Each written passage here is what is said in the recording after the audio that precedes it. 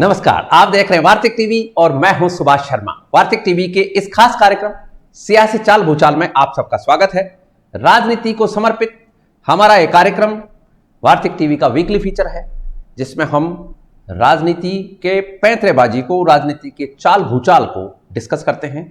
विभिन्न राजनीतिक दल क्या कर रहे हैं, प्रदेशों में क्या चल रहा है, प्रदेशों की सरकारें क्या कर रही हैं और देश के जो प्रमुख राजनीतिक दल हैं उनके क्या हालचाल चल रहे हैं, उनके नेताओं के क्या हालचाल चल रहे हैं।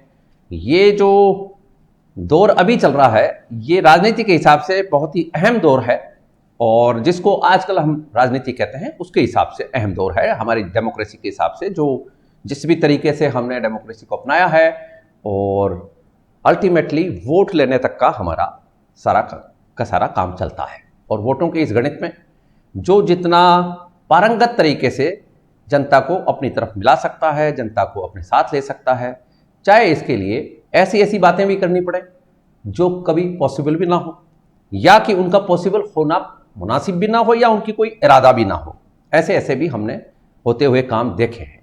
तो इस वक्त भी ऐसा ही कुछ दौर चल रहा है। कहा कुछ गया था, हो कुछ और रहा है और सरकारों का हाल भी ऐसा ही है कि काम कम हो रहा है और भागदौड़ ज़्यादा हो रही है।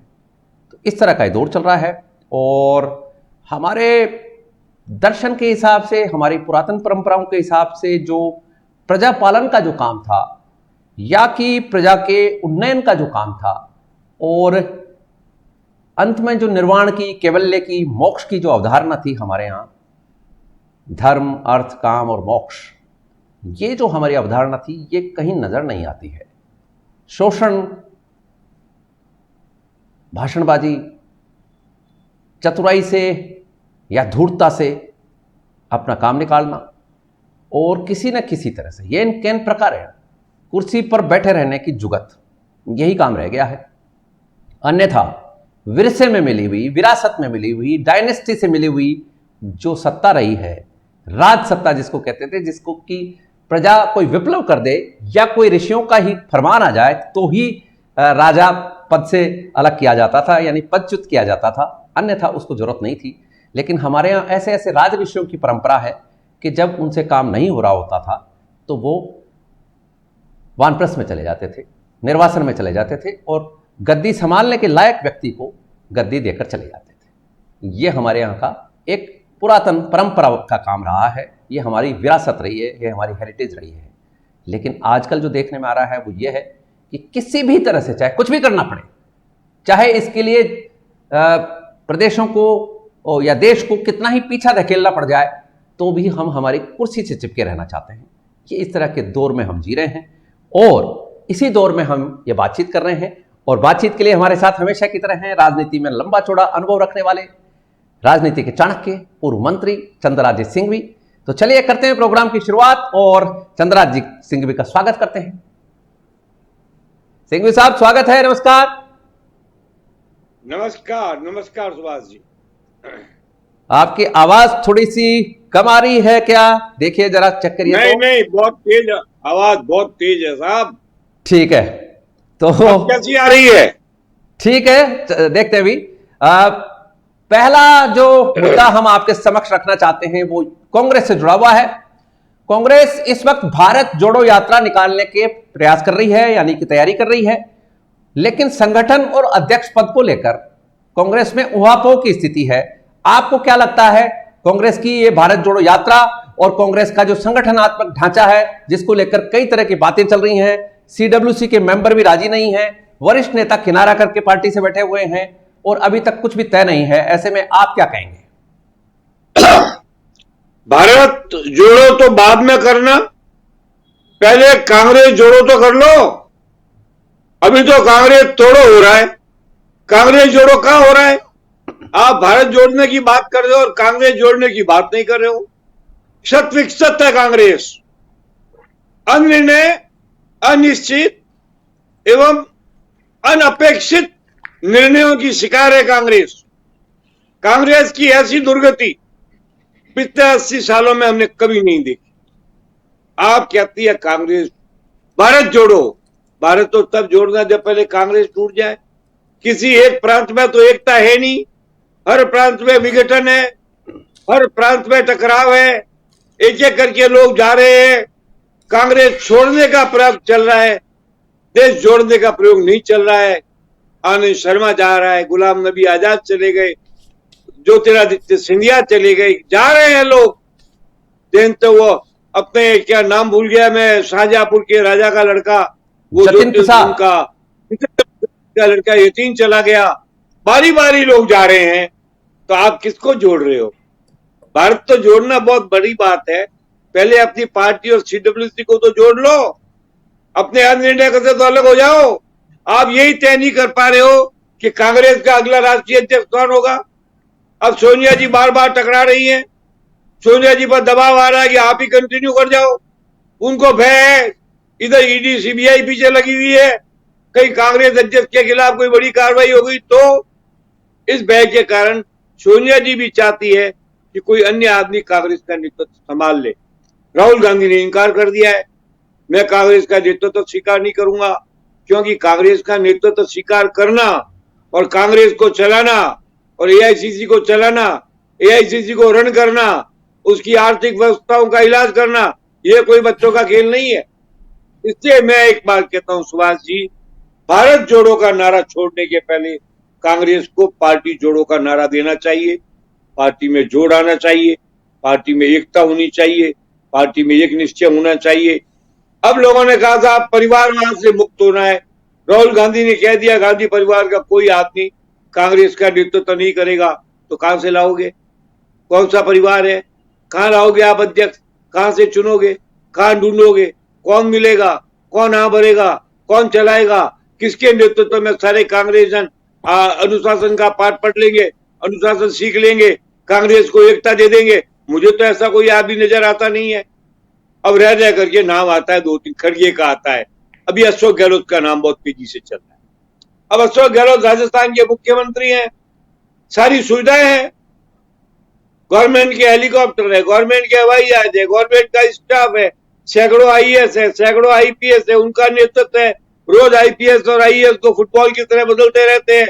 वो ताकत, वो हिम्मत, वो साधन, वो सुविधा, 2-2, 3-3 बंगले हैं, 10-10 जगह दफ्तर है, उसको छोड़ करके आप उम्मीद करते हो अशोक गहलोत दिल्ली जाकर के, और अभी तो दाता के रूप में काम कर रहे हैं, फिर वो एआईसीसी में जाने के बाद दोनों हाथ खड़े लेकर लोगों से कहेंगे भाइयों मेरी पार्टी चलवा दो, भाइयों एआईसीसी चलवा दो, तो वो अर्ध भिखारी की अवस्था होगी।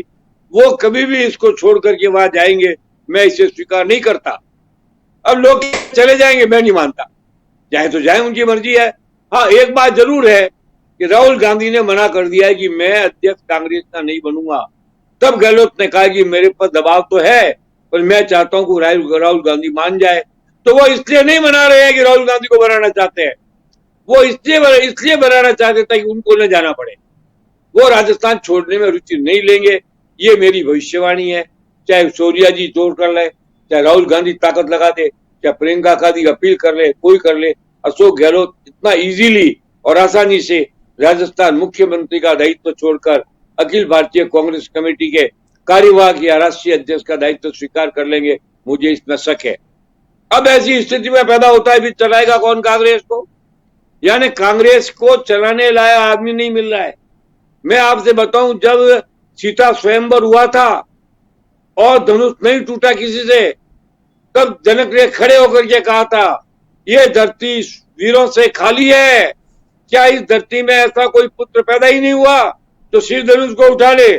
तब श्री राम ने मुस्कुराकर अपने गुरु विश्वामित्र की आज्ञा से खड़े होकर के कहा नहीं, ऐसी कोई स्थिति नहीं है।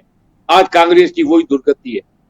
कोई आदमी नहीं है कांग्रेस में जो खड़ा होकर के छाती ठोक कर ये कहे यस मैं चला दूंगा कांग्रेस, मैं जमा दूंगा कांग्रेस, मैं संभाल लूंगा एआईसीसी को, मैं संभाल लूंगा सीडब्ल्यूसी को, मैं संभाल लूंगा एआईसीसी के आदमियों को, मैं संभाल लूंगा 33 प्रांतों की पूरी कांग्रेस को, मैं ले आऊंगा कांग्रेस में जिताकर, मैं ले लूंगा टक्कर, मुझ में है हिम्मत, मैं भाजपा से आमने सामने टक्कर लूंगा, मुझ पर कोई आरोप नहीं है। ऐसा कोई एक आदमी तो सामने आगे खड़ा हो। वो जनक वाली स्थिति, शिव धनुष वाली स्थिति कांग्रेस की है। अब मैं कहता हूं मुझे पूछा जाए, मैं जरूर चाहूंगा कि कांग्रेस किसी हालत में बचनी चाहिए। कांग्रेस देश की आवश्यकता है, लोकतंत्र की आवश्यकता है, पुराना इतिहास है। मोदी जी ने क्या दिया कि कांग्रेस मुक्त भारत कर दूंगा। मैं उनके नारे को स्वीकार नहीं करता। अगर ऐसा हो जाएगा तो फिर वो दुर्भाग्य युक्त भारत होगा, क्योंकि कोई एक पार्टी तो राष्ट्रीय स्तर पर हो। अब कांग्रेस में मोदी जी के सामने व्यक्तित्व की तलाश है। कोई आता बंगाल का नेता, कोई आता आंध्रा का नेता, कोई आता बिहार का नेता, कोई आता है पटना का नेता। ये छोटे मोटे नेता, ये क्या कांग्रेस को छोड़कर भाजपा से टक्कर ले सकते हैं? भाजपा से टक्कर लेने की हैसियत है किसी की? Only and only Congress party राष्ट्रीय स्तर के ऊपर भाजपा के सामने मूंछों पर ताप देकर खड़ी हो सकती है। मगर लगता है इनकी भी मूंछों का मर्दन हो चुका है, इसलिए मूंछ पर ताप देने वाला आदमी कांग्रेस से बचा नहीं है।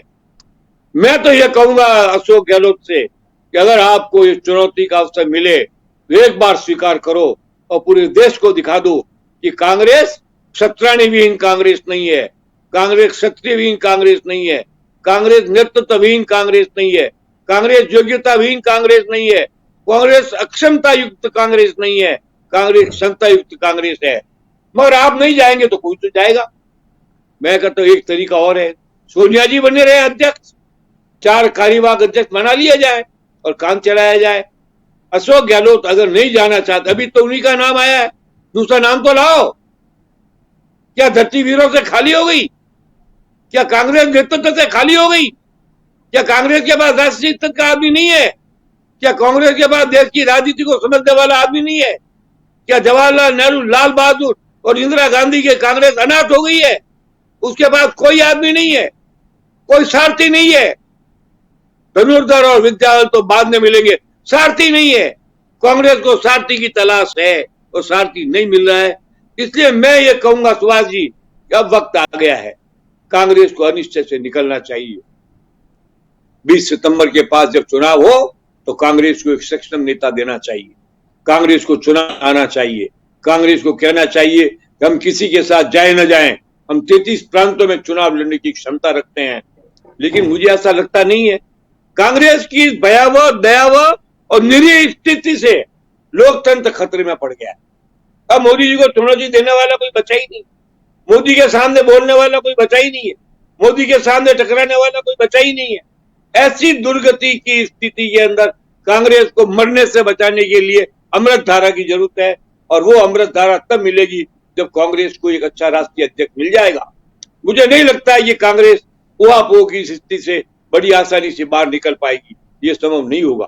फिर भी सुभाष जी, मेरी हार्दिक इच्छा है कि कांग्रेस मरे नहीं, कांग्रेस टूटे नहीं, और कांग्रेस भारत जोड़ो के अभियान से पहले कांग्रेस जोड़ो के अभियान में सफल हो जाए, संपूर्ण कांड पे एकता के साथ में भारत जोड़ो अभियान का नेतृत्व करे। चाहे कांग्रेस एक भी प्रांत में ना आए, पर कांग्रेस करोड़ों लोगों के दिल में आज भी बसती है और आगे भी बसेगी। इस दिल से कांग्रेस को चुराने का जो भाजपा का प्रयास है, उसे असफल करना हर कांग्रेसी का कर्तव्य है। इसमें कोई पलायनवादी नीति नहीं होनी चाहिए।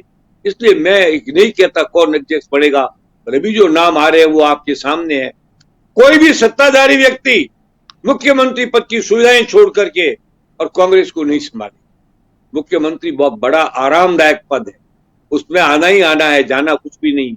प्राप्त करता है, निर्णय करने की क्षमता होती है, लोगों को अनुसूचित करने का प्रयास होता है, लोगों से धन मिलता है, चंदा मिलता है, पैसा देने की ताकत बनती है। एक मुख्यमंत्री पूरी एआईसीसी को चला सकता है, पर एक पूरी एआईसीसी मिलकर के भी एक मुख्यमंत्री जितना सैलाब साधन नहीं उत्पन्न कर सकते। इसलिए अगर अशोक गहलोत मना करते हैं तो ठीक है, उसका सोच गलत नहीं है, क्यों जाए वो। यहां तो दाता की स्थिति में है, अनुग्रहकर्ता की स्थिति में है, आशीर्वाद देने वालों की स्थिति में है। वहां दोनों हाथ जोड़कर खड़े होना पड़ेगा। पार्टी चलानी है, उद्योगपतियों के पास जाना पड़ेगा, चंदा लाना पड़ेगा। आ गई है कांग्रेस को लेकर, हम समझ रहे हैं, और आपका कहना भी इस मामले में उचित ही है कि जिस तरह का लोकतंत्र हमारे यहाँ है, कम से कम 2 पार्टियां तो आमने सामने होनी चाहिए, एक सत्ताधारी और एक विपक्ष की पार्टी होनी चाहिए। ये आपके तर्क में दम है, और डेमोक्रेसी तभी चल पा सकती है जबकि ऐसी स्थिति हो, आदर्श स्थिति तो इसी को कह सकते हैं। लेकिन जिस तरह की राजनीति कांग्रेस ने पिछले कई दशकों से शुरू की है, वो राजनीति ही कांग्रेस को ले डूब रही है। कांग्रेस केवल 15% के आसपास की माइनॉरिटी की पॉलिटिक्स करना चाहती है। राष्ट्र की जो मुख्य समस्याएं हैं उनके ऊपर चुप है, विदेश नीति के ऊपर बिल्कुल चुप है, और जो भारत के सनातनी सोच है, जो सनातनी संस्कृति है, उसको लेकर बिल्कुल मम है। आए दिन टुकड़े टुकड़े गैंग के समर्थन में बयानबाजी करती है। ऐसे में कांग्रेस को रिवाइव कौन करेगा? किसी नेता को ले जाओ आप, जब तक नीतियां नहीं बदलेंगी तब तक काम नहीं होगा। हमने कब का रिवाइव होगी? रिवाइव होना और रिवाइव होने के प्रयास करना दो अलग अलग बातें हैं सुभाष जी। प्रयास तो करना चाहिए। हाँ। कांग्रेस बोफोर्स कांड से लेके अब तक भ्रष्टाचार के भयावह दलदल में डूबी है, मगर क्या पूरी पार्टी में कांग्रेस के सारे कार्यकर्ता और सक्रिय सदस्य तो भ्रष्ट नहीं है? कुछ ईमानदार भी होंगे, क्यों नहीं आगे आते हैं वो? अब बफोर्स चल रहा है, बफोर्स गया, अब ईडी चल रही है, सीबीआई चल रही है, जांच पर जांच हो रही है। राहुल जी को घंटों बैठना पड़ रहा है, सोनिया जी को दिनों दिन बैठना पड़ रहा है। ऐसी स्थिति के अंदर हम ये कह दें कि चूंकि कांग्रेस भ्रष्ट हो गई है, कांग्रेस सनातन धर्मियों के विरोध में हो गई है, कांग्रेस का सिद्धांत बचा नहीं है, इसलिए कांग्रेस को बंद ताले में बंद करके खत्म कर दिया जाए, ये भी उचित नहीं है। सारी कमजोरियों के बावजूद आपने ठीक कहा सुभाष जी, एक मजबूत विपक्ष होना इस देश की जरूरत है, और अगर एक विपक्ष मजबूत नहीं होगा तो इस देश का होगा। मैं तो मोदी से लेकर दूसरों में भी पहले 9 नंबर तक कोई नेता नहीं है। हमने ये कब कहा कि मजबूत होकर कांग्रेस मोदी को चुनौती देगी? मोदी को चुनौती देने का तो प्रश्न ही पैदा नहीं होता है, मगर अपनी पार्टी को बचाना, अपनी पार्टी को मन्नासन अवस्था से निकालना, अपनी पार्टी को अमृतांजन देना, अपनी पार्टी में प्राण, ये तो कर। तो मोदी को चुनौती से कांग्रेस क्यों भाग रही? मोदी को चुनौती वाले प्रश्न पे आते हैं, और मोदी को चुनौती देने के लिए बिहार के मुख्यमंत्री नीतीश कुमार ने कमर कसी है, और नीतीश कुमार चाहते हैं कि पूरा जो विपक्ष है वो उनके साथ आ जाए और फिर मोदी का मुकाबला किया जाए। क्या कहेंगे आप? अब मैं हंसूंगा, मुस्कुराऊंगा और उसके बाद में दया पात्र बना दूंगा, क्योंकि जब नीतीश कुमार जदयू नेता थे तब मैं जदयू के महासचिव था। मुझे उनकी क्षमता अंदाज कोई नहीं। मोदी को खुलेआम गालियां बोला करते, कैसे जाकर के क्षण में जाके मुख्यमंत्री बन गए। अब नीतीश कुमार जी का ये सोच कि मैं सबको एक कर दूंगा, आप क्या, आपकी हैसियत क्या है? आप एक प्रांत के अंदर लालू के बेटे तेजस्वी की मेहरबानी से बने हुए मुख्यमंत्री हो, आपकी हैसियत क्या है? सबको एक कर दो एक। आपके कहने पर कौन आएगा? क्या ममता आपको नेता मानेगी? क्या केजरीवाल आपको नेता मानेगा? अशोक गहलोत आपको नेता मानेगा? सोनिया गांधी आपको नेता मानेगी? कौन नेता मानेगा? इसलिए आपकी इन बातों के अंदर बचकाना बात आती है। नीतीश जी ऐसी राइट, तो लालू यादव के बेटे तेजस्वी मजाक उड़ाएंगे, मुख्यमंत्री बने हुए मैं आपको नहीं देता। लालू यादव के बेटे तेजस्वी के सहयोग से मुख्यमंत्री बने हुए हैं, आपने ये बात कही है। लालू यादव मेहरबानी से, हाँ हाँ सुभाष जी, सहयोग नहीं, मेहरबानी से। मेहरबानी से 4 आदमी और होते तो तेजस्वी अकेला मुख्यमंत्री बनता। आज भी भाजपा के 4 आदमी तेजस्वी के साथ जाएंगे, 1 घंटे में तेजस्वी नीतीश से मुक्त हो जाएगा, क्योंकि उसके बाद तो 112 आदमी है। तो आपको क्या लग रहा है तो इधर ये जो, इसलिए मैं कहता हूँ ये टेम्पररी गवर्नमेंट है, इसकी सरकार अस्थायी सरकार। नीतीश की सरकार किसी की मेहरबानी पर टिकी हुई सरकार है। नीतीश की सरकार एक डेवलपमेंट है बिहार में एक डेवलपमेंट है। ईडी के जो छापे पड़ रहे हैं, तो आपको क्या लगता है ये कोई परिवर्तन करा सकते हैं कि छापे की जरूरत ही नहीं है, परिवर्तन तो स्वतः हो जाएगा। मैंने तो कहा है भाजपा के नेता को तगड़ा आदमी भेजो जो जाकर के और केवल तेजस्वी के दिमाग में यह बिठा दे कि जब तेरी मेहरबानी से नीतीश मुख्यमंत्री है तो उल्टे, जैसा महाराष्ट्र में हुआ है वैसा उल्टा कर दे, तू बन जा मुख्यमंत्री, बना दे उप मुख्यमंत्री। यह भी करना चाहेगा तो तेजस्वी कर लेगा, क्योंकि बहुमत तेजस्वी के साथ है। तेजस्वी का 79, 19 और 16 इतने विधायक खुद के हैं, इनके पास तो 45 है। 45 से क्या होता है? इसलिए कोई अर्थ नहीं है। ये तो नीतीश जी की बात, मैं सबको एक कर दूंगा, तुम क्या एक कर दोगे? खुद तो एक हो जाओ। खुद की तो हैसियत बनाओ। पहले तुम लालू जी के बेटे को पूरा आत्मसात तो कर लो। आपने कहा था गृह मंत्रालय दूंगा, दिया तो नहीं। आपने उप मुख्यमंत्री बना दिया, तो क्या हो गया? होना तो उल्टा चाहिए था कि तेजस्वी बनता मुख्यमंत्री और आप बनते उप मुख्यमंत्री, जैसा महाराष्ट्र में होता है वैसा होना चाहिए था, मगर हो गया उल्टा।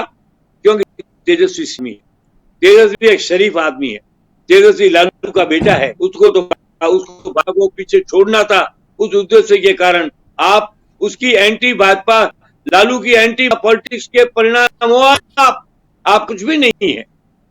राइट, तो ठीक है। अब एक सवाल हम आपसे दिल्ली के बारे में जानना चाहेंगे। दिल्ली में आम आदमी पार्टी की सरकार के उप मुख्यमंत्री मनीष सिसोदिया के यहां सीबीआई के छापे पड़े हैं और पार्टी में मीडिया रिपोर्ट्स का यह कहना है कि पार्टी में भगदड़ मची हुई है। आज अरविंद केजरीवाल जो मुख्यमंत्री हैं, उनकी मीटिंग में कई विधायक नहीं पहुंचे हैं और केजरीवाल ने आरोप लगाया है कि भारतीय जनता पार्टी दिल्ली में ऑपरेशन लोटस करना चाहती है और सरकार को गिराना चाहती है। क्या लगता है आपको, दिल्ली में जो राजनीतिक उठापटक है, इसका क्या नतीजा सामने आ सकता है आपके हिसाब से? देखिए, मैं कल्पना नहीं करता और मैं ये नहीं कहता कि कोई भी पार्टी अपने विपक्षी पार्टी को सत्ता से क्यों हटा रही है। वो तो है ही इसलिए कि हटाए। आप बचाओ अपने मंत्रियों को, आप बचाओ अपने विधायकों को। इसमें क्या है, गलत क्या है? और रहा जहां तक छापों का सवाल है, तो सिसोदिया क्या छापा हुआ है? सत्येंद्र जैन जेल में बैठे हैं। तो दिल्ली के अंदर निश्चित रूप से एक बड़ी समस्या है। अब इस बहुत बड़े कुंबे को एक करके जोड़े रखना, यह केजरीवाल के दिमाग पर डिपेंड है। केजरीवाल ने पहले भी तो ऐसे चुनाव लड़े जब पूरी कांग्रेस को 3 सीट नहीं मिली, भाजपा को 3 सीट नहीं मिली। तो मैं केजरीवाल को इतना अक्षम नहीं मानता। अब ये 40 आदमी गए हैं या केजरीवाल ने छुपा दिए हैं, इसका फैसला कौन करेगा? समय आने पर पड़ेगा। यूजलेस टॉक करके अपनी बात को और अपनी इज्जत को खराब करना मेरी आदत नहीं है। सुभाष जी, एक बात है, केजरीवाल ने लगातार चुनाव दिल्ली में जीता। आप केजरीवाल को विधायकों से मुक्त तो कर दोगे, पर केजरीवाल को दिल्ली के मतदाताओं के हृदय से मुक्त नहीं कर पाओगे। इसलिए यह प्रयास उचित नहीं होगा। अच्छी सरकार चल रही है, जनहित के काम कर रही है। अब मोदी जी को इतने बड़े राष्ट्र के प्रधानमंत्री होने के बाद एक नगर पालिका लेवल की स्टेट गवर्नमेंट के कुर्सी पर ध्यान नहीं देना चाहिए। उनकी मर्जी है, वो कुछ भी करे। तो मैंने कह दिया कि मोदी जी की तो स्थिति बड़ी विचित्र है। मोदी अनपैरेलल है, मोदी अनकंपेरेबल है, मोदी अनडिफिटेबल है, मोदी सक्षम है, मोदी स्वाभिमानी है, मोदी के पीछे पार्टी है, ये जो चल रहा है, आरएसएस है। ये जो चल रहा है इस वक्त, तो इसमें ये भी एक बात जो आप जैसे पॉलिटिकल एनालिस्ट हैं वो भी मान के चल रहे हैं कि भारतीय जनता पार्टी अब इस स्थिति में आना चाहती है कि अगले जो चुनाव है 2024 के, उसमें ये जो जहां कहीं भी है तो विपक्ष के छितरे हुए ही हैं नेता, चाहे वो पश्चिमी बंगाल हो, चाहे वो शरद पवार हो, चाहे अरविंद केजरीवाल हो, ये नीतीश कुमार हो, ये इस तरह के जो लोग हैं, इनका कोई ना कोई परमानेंट ट्रीटमेंट करके ही 2024 में ये चुनाव में जाना चाहते हैं, ऐसा माना जा रहा है। इसलिए कुछ ये ऑपरेशन चल रहे हैं। देखिए, 2024 के चुनाव में कुछ ऐसे नेता हैं जो अपनी औकात पर चुनाव जीतते हैं, वो तो जीतेंगे। पर अगर वो अलग अलग बिखरे हैं तो उनकी हैसियत क्या है? राष्ट्रीय राजनीति में उनकी क्या हैसियत, आप बताइए। राष्ट्रीय छुटपुट भैया हैं, जैसे कोई महायुद्ध हो रहा हो और एक कोई बैटल जीत जाए। युद्ध जीतना और बैटल युद्ध जीतना और एक मोर्चा जीतना दोनों अलग अलग हैं। कई मोर्चों पर हिटलर हारा था, पर वो युद्ध तो हारा, बाद में हारा। जब तक वो युद्ध नहीं हारा वो लड़ता रहा। इसलिए ऐसी स्थिति का कोई मूल्यांकन नहीं कर सकते आप। छोटे मोटे लोग हैं, छोटे मोटे प्रांत हैं, कोई नगर पालिका लेवल की स्टेट गवर्नमेंट है, कोई 10 MP की स्टेट गवर्नमेंट है, कोई 20 MP की है। इनमें हार जीत से क्या होता है? राष्ट्रीय राजनीति पर इस हार जीत का फर्क नहीं पड़ता। इस कई कोड़े खोपचे के अंदर पड़े हुए हैं, तो मोदी जी उनको पड़े रहना दीजिए, उनकी तरफ आप ध्यान मत लगाइए, ये आपकी आवश्यकता नहीं। ये तो आपके जो छुटभैया है ना प्रांतों में, वही निपट लेंगे, हम ही निपट लेंगे। अशोक गहलोत को राजस्थान में आपकी क्या जरूरत है?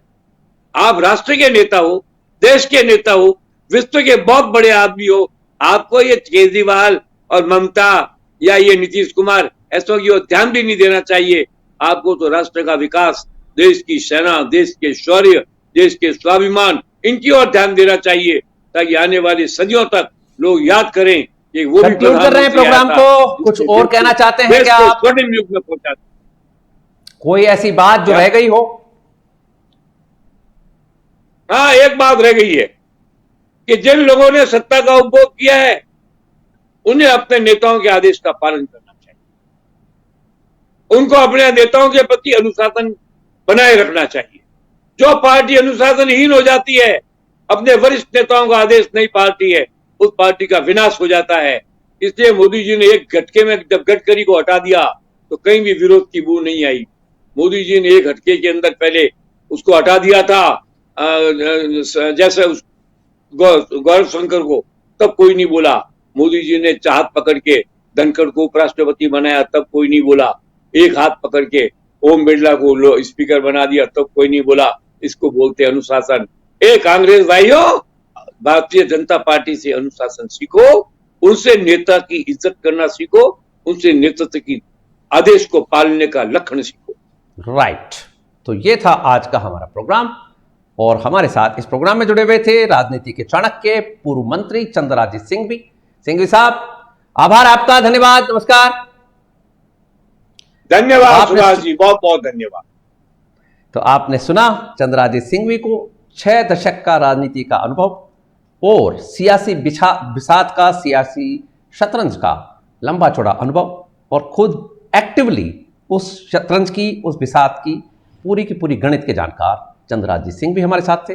और हमने आज जाना कि किस तरह की राजनीति है और किस तरह की उठापटक चल रही है, और राजनीतिक दलों को क्या मर्यादा रखनी चाहिए और किस तरह की देश की लोकतांत्रिक व्यवस्था होनी चाहिए। इसके ऊपर आज हमने बातचीत की। आपने हमारा कार्यक्रम ज्वाइन किया, इसके लिए आपका बहुत बहुत आभार, धन्यवाद। I wish you good luck, success and happiness. Thank you so much.